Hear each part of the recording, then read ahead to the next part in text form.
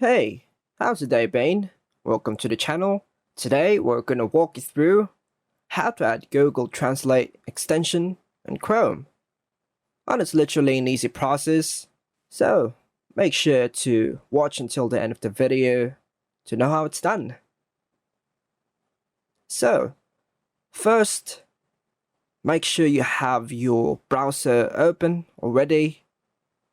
Now what we need to do is click on this three dots on the top right side of the screen, and on the options provided, go ahead and click on the settings.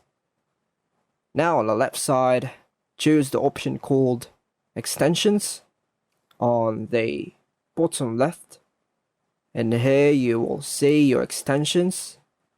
So now let's move our cursor to click on the Chrome Web Store, and once you get there, go ahead and use the search bar to search for Translate, something like that.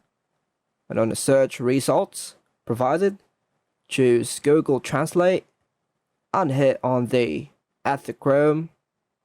Then confirm adding by clicking on Add Extension. Now it's already been added.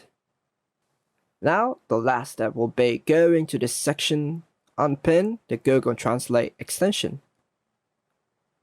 And that's all for now, folks. Hope you like and subscribe. Thank you.